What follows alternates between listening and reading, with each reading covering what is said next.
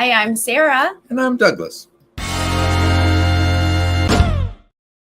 Let's talk about episode 3 of season 2 of Claim to Fame in 2023. One of the best episodes. But first, if you're new to this channel, please click subscribe and give this video a thumbs up. And if you're into the Patreon thing, head over to patreon.com/nerdtainment for lots of goodness. Yes, join us over there. How much did you love this episode? My favorite of the season so far, and maybe one of my favorites of all time. Right? This one, I loved the edit on it, but I also just, I don't know. I like the way that they're creeping in some additional players. Yes, for sure. Well, we didn't get to watch it together like we usually do. So this is going to be double fun in this recap because I truly don't know how you thought about each thing. So let's start at the top. Getting to know the characters a little bit more. Monet and Shane need to have a gathering of the minds, but we first learned that the vibe around the house is that Chris's relative is Nicolas Cage. Right. Well, that just seems to be like something that people are saying that they're throwing around, but it's really not well founded.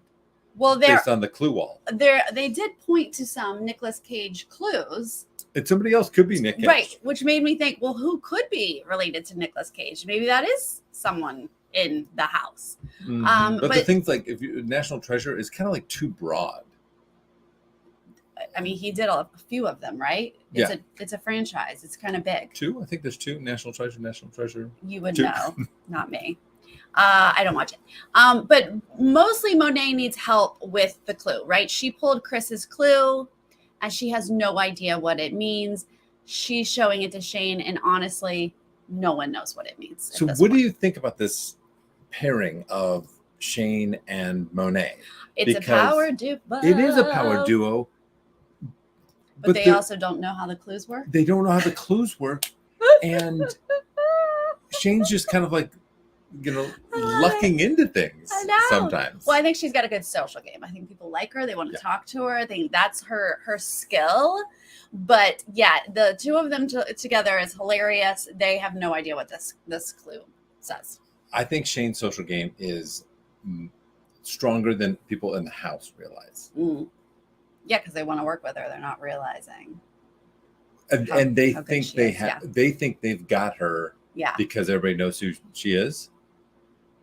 So I think that people feel more powerful than her. And so she can be super friendly and get extra information from them because they think, well, I could always take you out at any given time. Right. Yeah. But she's thinking about that. Simone Biles' sister last year, right? Yeah. Season 1. It's very, if you guys watch season 1. Yeah. You should. If you haven't, go watch it. Olivia and Gabriel we see chatting, and they're just doing like normal chit chat about their relatives, and Gabriel is doing a really good job of talking about his big athlete brother. Yeah. Which is a lie. At first I thought he was overplaying. I was like, I don't know. They seem to be eating it up. Yeah. And I don't know, the edit is what the edit is, but said, living that footballer lifestyle. Not saying he was a footballer, but saying that lifestyle, and then everybody just assumed. Is that football paycheck? Yeah. He's just rolling with his person as an athlete, and they're eating it up. I don't know what he's saying. Is any of it true?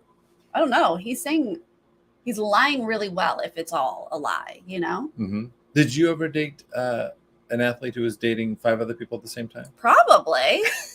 If you date an athlete, you have to assume that they're dating multiple other people. Yes. Yeah. That's what the players' wives said, and that's what the players' girlfriends said. Yeah. Mm-hmm. Hugo and Gabriel. Gabriel is a big part of this episode. He's definitely a star. He is. This season. Hugo and Gabriel comparing notes on who's who about who. We've got Shane is obviously Eddie Murphy. They're saying Chris is probably Nick Cage. Yeah. And this is when we get more of like what's on the wall for Nick Cage. And I was like, Olivia, it must be Olivia then. Who, if someone's related to Nicolas Cage, it has to be Olivia, right? Olivia. Redhead. Yeah. I don't know who else it could be. What do we know about Kristen? Carson? I'm pretty sure it's a musician. Oh, right. That's really all we know is it's a musician. Records. Yeah. But yeah, we'll get more on Carson here in a little bit. And then they're talking about Jane, 70s rocker, they're thinking. There's rocker vibes. Right. I don't put a lot of stock in what Hugo says. I don't think he's as smart as he thinks he is. He got the first person out. Remember? He got the first person out. Yeah, his guess. In the show? Yeah. But wasn't that something everybody knew? I don't even remember. Oh, Tom Hanks. Yeah, it was Tom Hanks' niece. Yeah, everybody knew it. But you actually stood up. Forget? Well, this is funny because I was like, I'm not like super impressed with Hugo, even though he did this. And you were like, oh, he's so strategic. And you convinced me. Oh, yeah. Oh, boy. I'm a flip-flopper. How times change. Every new episode is if my brain starts reset to 1. My brain resets to 1. Everybody has tabula rasa at the beginning of every episode, and then based on that episode alone, yes, I decide how I feel about them. This seemed like fake strategy. Well, it seemed like he was just saying things that the house was saying, right? Mm-hmm. Yeah, maybe no original thoughts here. Let's talk about Monet, Shane, and they're coming to Jane or chatting with Jane.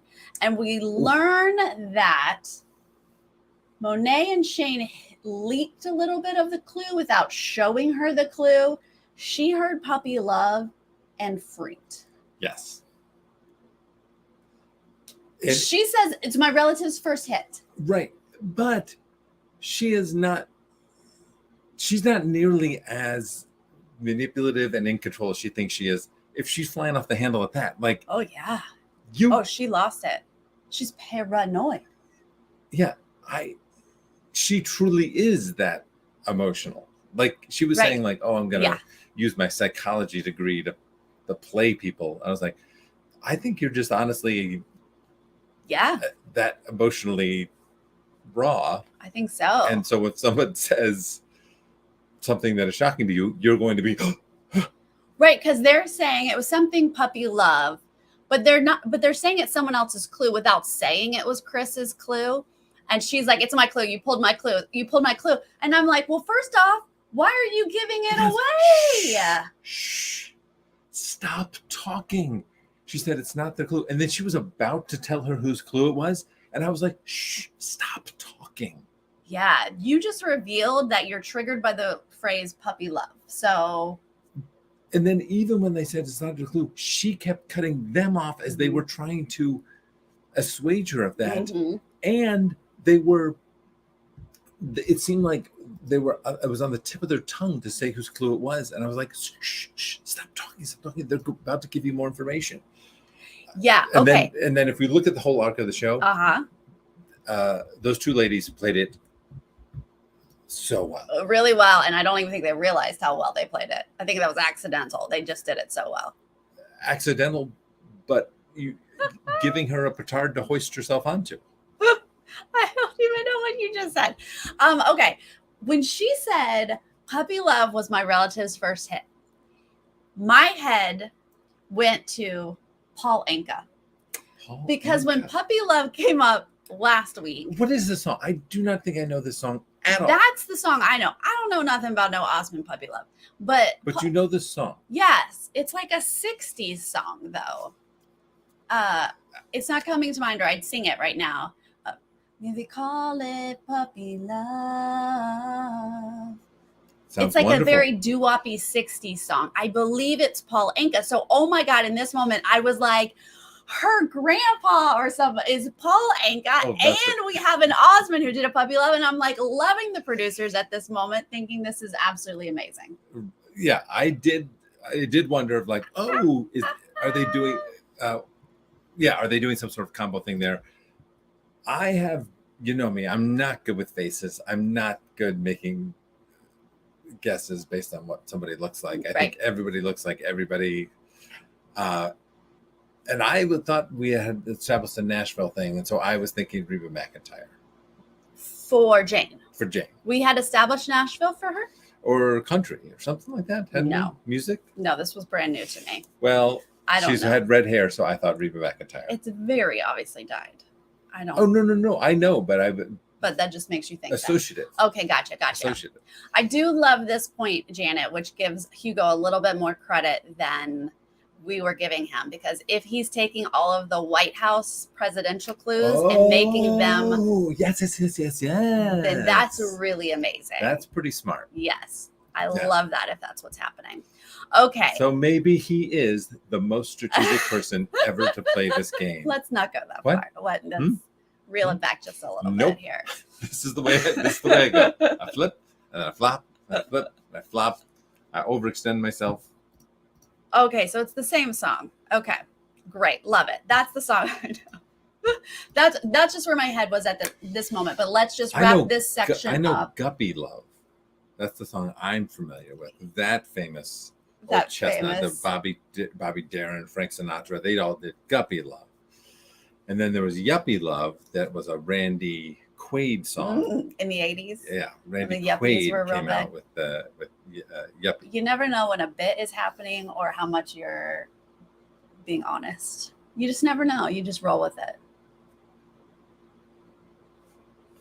No clues. Okay, so Monet and Shane are like, we're done with you, Jane. You're paranoid. Oh my gosh, let's get out of here. And then Monet is now with a group being like, Jane's paranoid. And she's like vaguely mentioning a dog, a puppy, without trying to be too specific. And then Chris is now like, whoa, oh my God. And he just like gets up and leaves the room, which is very obvious, but she's going to be like, yeah, I know it's your clue. Right. But I think he did the right thing.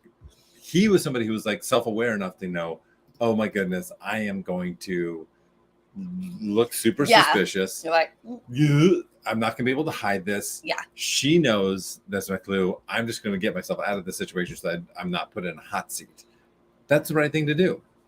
His next move, maybe not the right thing to do. Well, okay. Yes. Very confusing that he would then go to Jane, which he has a little info that Jane is paranoid about Puppy.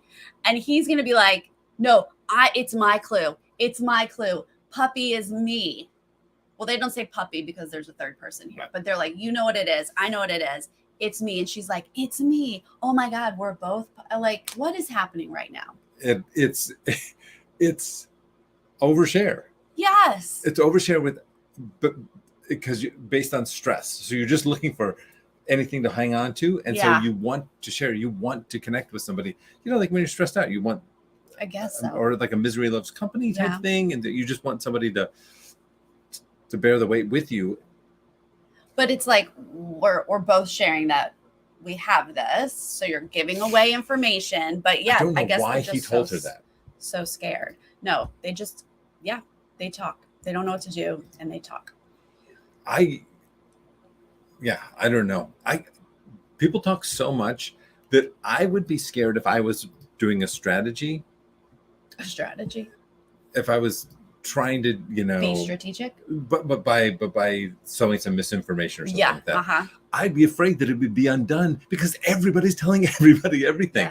So like if he had gone to her and said, they definitely pulled your clue and they are very on to who you are. That would have been more fun. What are you talking about? But I'm saying, right. But if he had done that, everybody else in the house would have been like, no, it wasn't his clue. It was his Chris's clue. Yeah. Whatever it is, like, because everybody's telling everybody everything. Right. You can't do these little things. It's true. He got rattled. Let's move on to the challenge because this challenge was super, super This fun. episode could have been called Rattled. Rattled and rolled. Rattled and hum? Headshots, slingshots. I love this game. I want to play this game. Yes. Very fun. We've got balls with their headshot on it. We're going to have 2 teams. We're going to have 2 shooters with paintballs. I like the complexity of this game for the idea that you have to choose somebody to be the shooter and then everybody else is out there blocking. Yeah. And that every time if a shooter goes away, the shooter has to be replaced with somebody who is out. No one got replaced. You're just out. You're out a shooter. No. Mm-hmm. Shooters get replaced. Mm-mm. The people who are blocking Someone from the blocking goes over and becomes the shooter. Okay, tell me who replaced who. JR. So he went out, and then somebody else had to go over and be the shooter for the. It was just Jane. No, somebody else went before Jane, and then Jane went over. There were two positions. Yes. Did you see two shooters on each side? No, there's only one shooter for each team. There's two shooters for each team. No, each team has one shooter. Oh, this is what happens when we don't watch it together. Guys, back me up on this. Each team has one shooter. Uh-huh.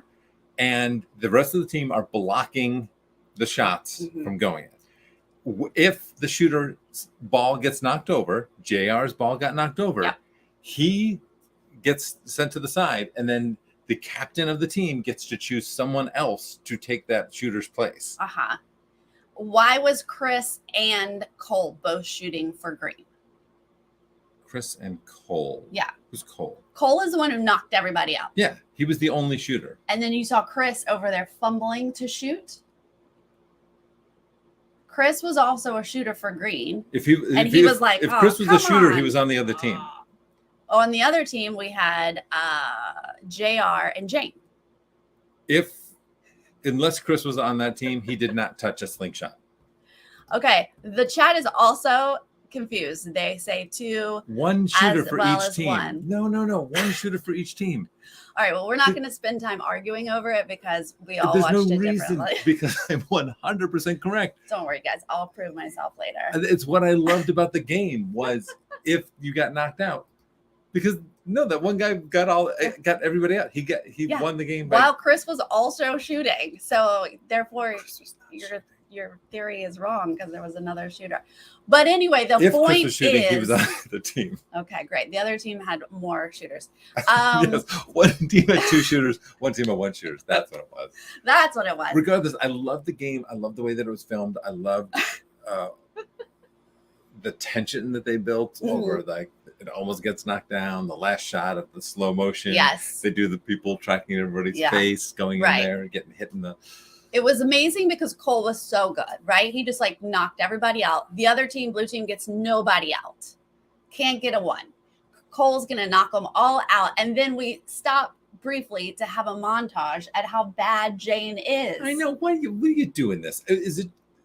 That was the best part. Oh, well, equally as good. Equally. No, that was hilarious. You know what the mean part was them cutting to her confessional saying, "I'm a target shooter." That's on her. She's like, I'm actually really good. Footage says otherwise. Nothing mean about that. She set herself up. Love it. Then we just get to Cole finishing it out with that great slow-mo. And meanwhile, the whole team just being like, okay, Jane, cool. Many games, I love when it's people's faces and they have to do something with people's faces. So I love the game, and then I love the clue reveals. Yes. After the game, because they also involve people's faces. That the whole thing just seemed to fit together. Yeah. What is this? Yeah, Chris and Cole both. Yep. Thank you. Yes, laughed so much. It was so good. Well, let's talk about it. Okay, I have photos of what we got here, but let's say that Shane is the captain on the winning team, so she is safe. Good for her because everybody knows who she is. Yeah. So that's a really good timing for her. Yeah, she needed it. That's a real Simone Biles. Who's the person's? What was her sister's name? Oh man! We only know. Now I feel like only a call jerk. her Simone. I feel like a jerk because now we're just equating her with her celebrity relative instead of. Such is life. Gabriel was the captain for the losing team, so he's automatically in the bottom two, but he's going to pick the other person to be with him, and he's going to pick Jane because Jane done lost this challenge for them. Why was she a shooter? No, she didn't. She didn't lose the challenge for them. She was the only person left to shoot. She was their last chance. She was the... But no one was the shooter before her. Was she? Yes, she was the last shooter. So, oh boy, we really should watch the episodes. I gotta watch this again because I thought she took JR's place. All right, they show us this picture of Gabriel with a pinwheel hat. He's got drumsticks in his hands and a red star It's like a red with yellow in the middle. What is this, Douglas? Yeah, and they really jumped at, like, there's nothing about this that says Dallas Cowboys. Like, the colors. Even I know that's not a Dallas Cowboys Yeah, star. but that's what they said. Yeah. Because they're so into athlete. When clearly it's not. He's got drumsticks. Is he a musician? That looks more like Hardee's / Carl Jr., depending on where you are in the country. That's true. It kind of does. I don't know what else that could be. I mean, this makes me think comedian, but drumsticks makes me think musician. What vibes are we picking up on this? Sure. A comedic musician. No, I don't know what that is. That's young. Could be young. Like a pinwheel hat. Yeah. I don't know what pinwheel hat. Oh, my guess is Questlove. I mean, Questlove is a musician. Interesting. Yeah, and he's a drummer. Is Questlove from San Diego? Yeah, I don't know what. That's true. Nick Cannon played drums in the movie Drumline. Oh yeah, I don't know and he's a comedian. And if you're saying comedy, I mean, Nick Cannon's a comedian. Yeah. That star could be. I don't know what the star means. Yeah, I don't either. Monet has this fedora, which I'm sorry, Steve Harvey's the first thing that popped in my mind too. Is it really? Like who else wears that? Cat Williams jumped into my head before Steve Harvey in terms of, like, if I'm talking about people who's known for wearing hats, I don't think of Steve Harvey as a hat wearer. You don't think of Steve Harvey with that fedora? No, that's not like a first stop on the brain train for me. Lightning, cloud, lightning, and then a lock chain necklace. I don't know what those don't do it for me. I'm not sure. Anybody with those clothes? JR has a chef hat and a baby pacifier. Right. Are there famous baby chefs? Babyface? Yeah, Babyface was absolutely something that came to mind. Mm-hmm. Does he have a song about chefing it up? What's Cake Boss? Cake Boss? Duff? Cake Boss? Yeah. No, I don't know. Olivia has alien headwear, a red cross, and those glasses say Happy New Year. What the heck? So who did you say? Who did we say? You said Molly Ringwald, which I kind of feel like she has her mouth. But you said something earlier in this episode. I said Nick Cage. Nick Cage. So Happy New Year, Red Cross. He was in Bring Out the Dead or Waking the Dead. Aliens, I'm sure, who knows? Get your Independence Days or something like that. If it was an actor, pisses me off. Red Cross, medical, doctor. Ryan Seacrest. Oh, yeah, New Year's Eve. Ryan Seacrest, New Year's of course. Eve host. Yeah. Has he done anything with aliens and the Red Cross? Jenny McCarthy, Anderson Cooper. All those New Year's Eve people. Dick Clark, of course. Jenny McCarthy. You had said Melissa McCarthy, and if she is related to Melissa, she's also related to Jenny. Mm-hmm. Jenny would be New Year's Eve, and she kind of seems like an alien sometimes. Yeah. Mm-hmm. I think, was that it on? Oh no, Jane. Oh, Jane. Okay, orchid, parrot, and a blue dog collar. Is it orchid or is it? What did they say later? They told us it's an orchid. Okay. I was just like flower. We can talk more about this one later because at the time I was like, I don't know Paul Anka well enough, so because I was sure it was Paul Anka. You were really sold at on that point. Anka. I was like, no one's gonna know who Paul Anka is by the time we get there. No, you wouldn't recognize him. I know the name, but I don't know his tunes. I wouldn't know what he looks like. Neil Sedaka? I know that. Okay. All right. So after this, Shane, Gabriel, Monet coming together, and he's just making it clear, I don't want to be the guesser. I was already the guesser. I don't want to be the guesser. Same thing. Cut to Jane. I feel like he's telling that to everybody, right? Because he even says it like later on. He's like, guys, I don't want to be the guesser. Somebody else guessed this week. Yeah, and that's fair. But I mean, Jane's going to do the same thing. I don't want to guess. Like, we're just doing I don't want to guess, make the other person.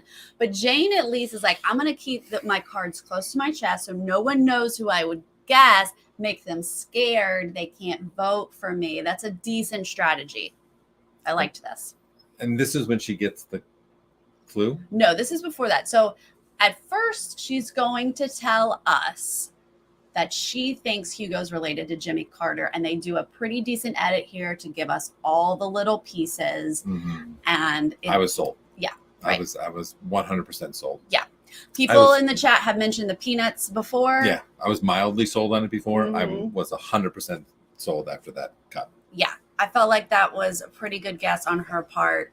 But she's going to get more information before we get anywhere with that. But I have no idea where this comes from, but a saying around our house, and maybe somebody else knows where this comes from, is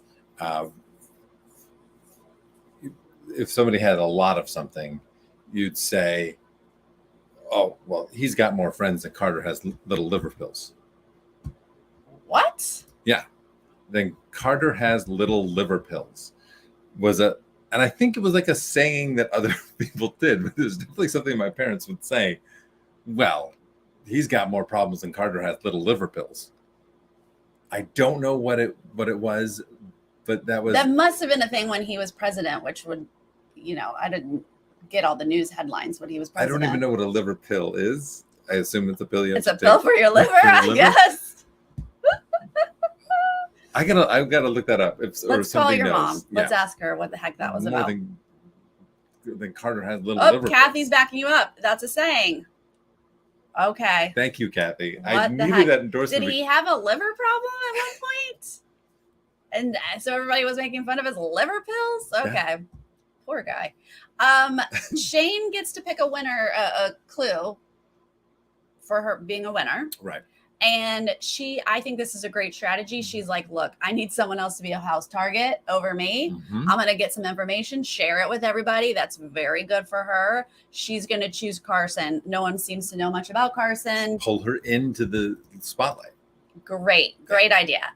What the heck? This is the first one that has me a bit stumped. Okay. Here's how I broke it down. Great. Win. Race.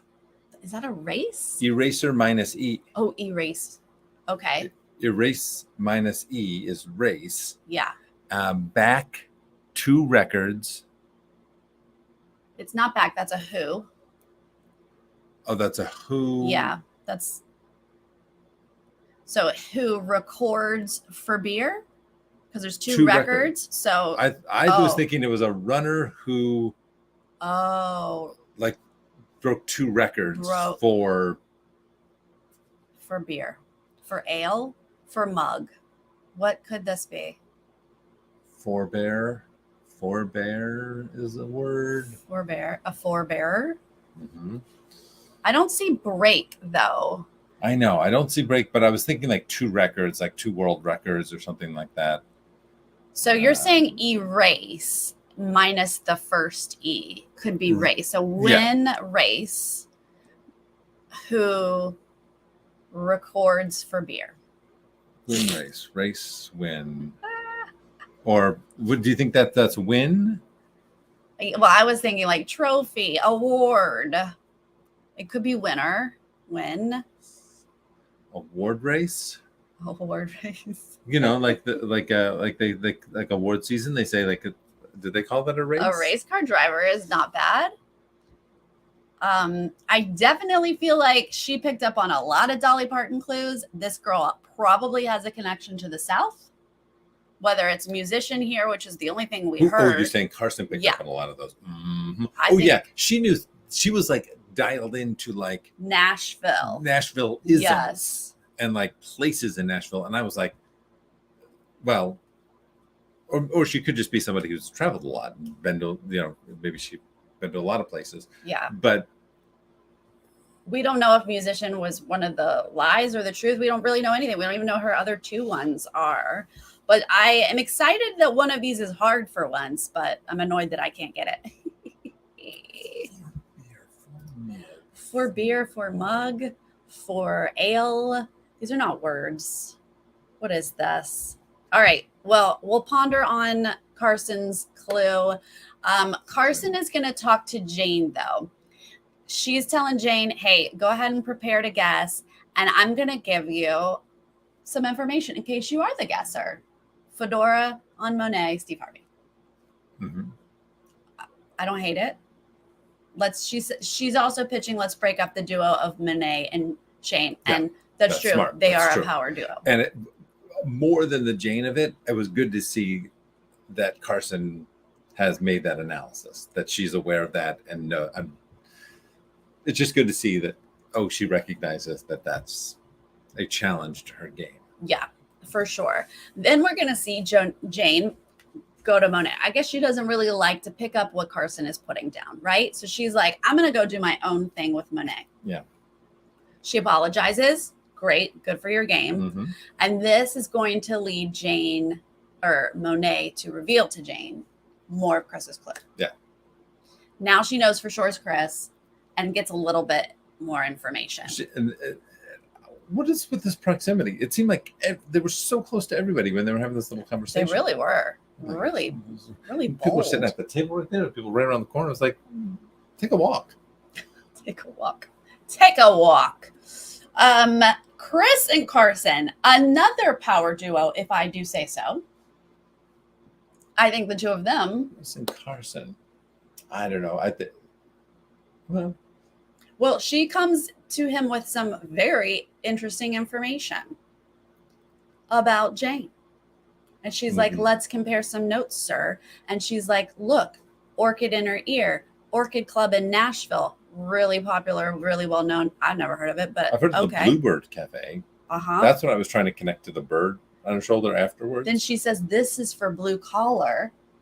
Working 9 to 5. And she reveals Dolly Parton. I was like, Carson, get out of here with that. This is ridiculous. Again, I'm still on Paul Anka at this point. Wait, again, but that's only because Paul Anka is one of your favorite artists of all time. I don't know anything about him. She likes Brandi Carlile and Paul Anka. Those are your top two. I would say the two top. You would think by this episode I've talked about him so much. But did you buy into this Dolly Parton at this time? I didn't at all. No. Again, I'm still thinking Reba McEntire. I'm thinking country musician, but I'm thinking Reba McEntire. And for me, that a huge stretch to go 9 to 5 to blue collar because they didn't have blue collar jobs in 9 to 5. They weren't like. Yeah, I mean, secretary is not a blue collar job. A blue collar job is somebody who's like manual digging labor. Ditches. Yeah, manual labor. Like.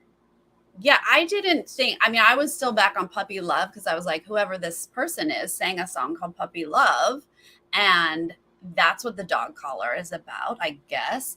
I don't know what the orchid or the parrot's about, but I'm not buying any of this Dolly Parton stuff. I think it's hilarious that Carson Songbird, maybe it's a songbird. Yes, and she probably wrote a song about a bird at some point. Jolene, her big hit. Parakeet collar. Fly. I will always parakeet. Yeah, I can't do the high notes, but that's it. Everyone knows that's that. It. Catchy tune. Chris is going to just immediately share this news with Gabriel because now we're going to get a little war between Chris and Jane, and I really love this edit. Because they both feel like they're potentially got. That people know who they are. So you do have to play this. The idea here is I'm going to play to the person that the other person that might be the guesser. Because the other person that might guess, I think that they might know who I am. Yeah. This is great. So he's like, look, Gabriel, you might be the guesser. Just in case, here's what we figured out. Jane is related to Dolly Parton. Again, I'm laughing at this, but I was like, okay, so he's setting Gabriel up with this. And then Jane is now putting the pieces together because she wants Chris out. And she's like, what was it? Was it Fools Rush In? And Monet and Shane are like, yeah, let's look at the cue. Yeah. Yes, Tennessee, Fools Rush In. And I'm genuinely like, do they think it's Elvis? Yeah. Cut to yes, they think it's Elvis. And I wasn't all the way unsold on that. I was like, what? I was like, Douglas, you know what it is. Man. Here it is. This is the clue. It says puppy, love, teen, with the N, idol. You don't think Elvis was a teen idol? The 70s. But what they read was the T in and the I was Tennessee. Not horrible. I'll give you that. Tennessee. Cool. She said the puppy isn't a puppy, it's a hound dog. Mm-hmm. She's not a veterinarian. And she thinks the arrow is Fool's Rush In. I mean, it's not completely ridiculous. And I love that they ran with it. Yeah. Yeah. And maybe it was already a little bit of a half-baked cake in her mind. Yeah. And then she just kind of convinced herself and they got to think. Do you think Shane and Monet were earnestly going down that discovery path with her, or letting her, or that they had figured out something else? And no, they were like, finally someone got it, someone figured it out. And again, she's saying Tennessee. I mean, if someone points it out to you, you're like, yes, oh, okay, I see that, right? Because they were looking at it and seeing nothing. It doesn't make sense, right? So I think they were like, yes, amazing. This is it. I felt like the three of them were really in together of like, let's get Chris out. We've got this edit now where Chris is setting up Jane. Jane is setting up Chris. And at this moment, I was like, this is amazing because I think they're both wrong. And we're going into the guess off. Mm-hmm. And turns out Sarah was wrong. Only one of them was wrong. Yes. Oh my God. Okay, let's get to this. They were playing you the whole time. This is what I wrote. I'm cackling. This is my note. I'm cackling. Okay, guess off. No shock. They voted Jane in as the guesser. And she's like, Chris, come on up. Chris is shaking in his boots. Mm-hmm. Oh my gosh. She says, your claim to fame is Elvis. Yes. Obviously. Couldn't have been more clear. Everybody in the house knew it. Were you watching Chris at this time? I'm like staring at Chris. He's trying so hard. What did he do? He did like a... Yeah. He's like holding his breath. He's trying so hard not to just be like, oh my God, she's wrong. Thank God. He did this. He did this. This is so good. How do they produce these people? How do they produce them? They're like, don't, we got to do a reveal. So like, don't give it away is obviously their instruction. Like, so they're going to say it and you've got to just like poker face it because we've got to do this countdown to a reveal. So you're trying so hard to not show. Yeah, I love it. Because based on the way people behave all the time on camera, I'm always like, how do they keep them under control where they're not going, oh, thank goodness. And the same thing with like pulling the ping pong balls out for the game. I was like, how do they really get them not to go, oh, sorry? Because when you're on television, you've signed a contract. They tell you to do something. You're going to do it unless you're just a jerk off. Right, but I'm saying like you also don't get paid if you. But if you're just not good. If you're not, I'm sure you're just like, oh, I'm so sorry. Yeah, it reminds me of Meta when he was on Celebrity Big Brother. Like he just was not. And also, Lamar Odom was also just like, what are we doing? Did we go here? I mean, it is hilarious when they dietary issues, though. They don't know what they're doing. All right, we get our countdown. Boom, boom, boom, boom. We don't see Elvis popping up. And Jane is literally like, what does that mean? Right. Because it hasn't happened yet. It hasn't happened yet. And she is sure she's correct, right? She figured it out herself. She's absolutely sure she's correct. The Jonases are like, you are wrong. And she's like, oh. And Chris goes to sit back down. He is safe. Obviously, now we're going to be revealed who Jane is related to. I'm like, no one's going to recognize Paul Anka because no one knows who that is. Dolly Parton is up on the screen. What? Dolly Parton is her aunt. These are big celebrities. Huge. Oh my God. Who does not love Dolly Parton? We love Dolly Parton. We love Dolly Parton. But even I don't think like, even if you're not her super fan, like you still appreciate, like she's such a humanitarian. She's so generous with her money. Like, oh my, she's an icon. Top 10. Top 10, everything. I cannot believe she's related to Dolly Parton, you guys. Floored. And isn't that wonderful, though? Like, for a show like this, where I think, because, the one thing I didn't like in season 1 is when they pre-revealed a lot of them. Yeah, some of them in confessionals and whatnot. Yeah. This season, I feel like they've dialed in that formula a lot better, because I was surprised, because I was thinking, some sort of musician, some sort of female musician. I was kind of down that path, but I was not thinking Dolly Parton at all. Not once did it cross my mind. I was to the point that I thought Carson was ridiculous, but she came up with Dolly Parton. I can't believe it. I mean, I love that it was revealed this way, that we had no idea, other than, I guess, Carson told us, but that was wild. I was with the Neil deGrasse Tyson one. You might expect him to do a video for his son. Right. But this one, they got a video. They got a video of Dolly too. I guess they're trying to do that for season 2, maybe. As many people as will submit videos, please do it. Tom Hanks didn't do it. I mean, let's talk about that guy.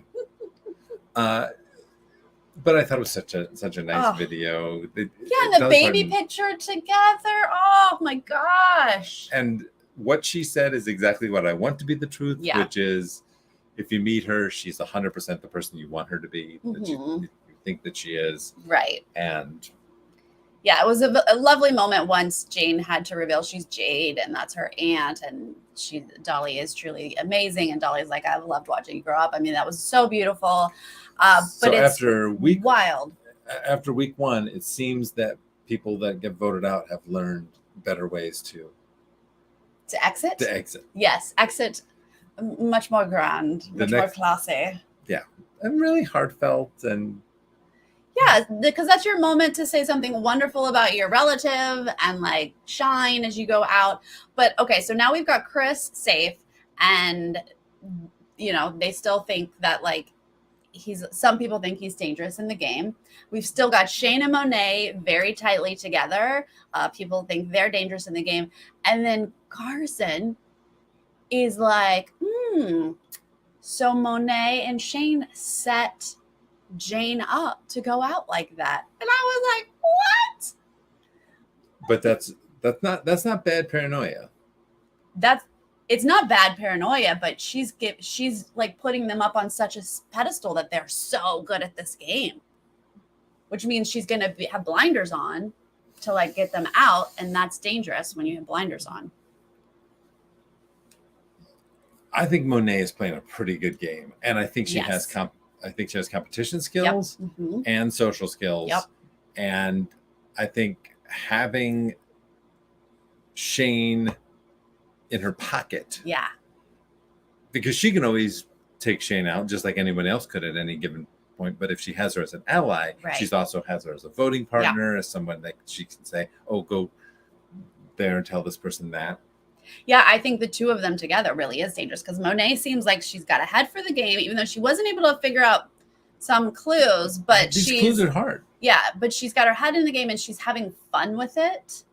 And that's really fun to watch, right? Her in the confessional. She's really good in the confessional. Yeah, for sure.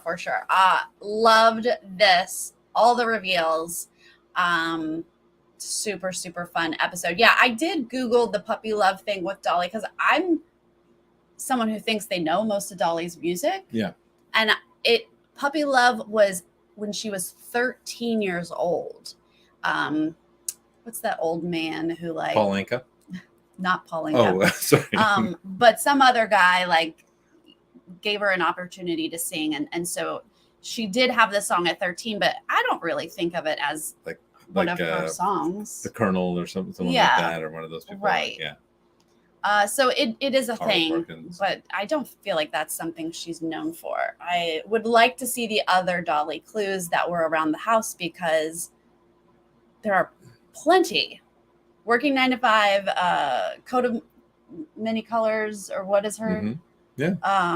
Coat of many colors, my mama made. I will always love they're Jolene. Like there's the Rainbow Imagination Library. What were the clues for Dolly that we didn't get to see? Where was there an island in the stream? Islands in the stream. That is what you. I will sing about Dolly for days. Best Little Whorehouse in Texas. It's another movie. Yeah. Where's some Steel Dollywood Magnolias, stuff? right? She was Steel Magnolias. Steel Magnolias, absolutely. We could have had more Dolly clues, so I want those. I want to see what I missed. Y'all, this episode was so good. Yeah. I love the competition, especially the fact that they had 4 shooters for each team. That was really exciting.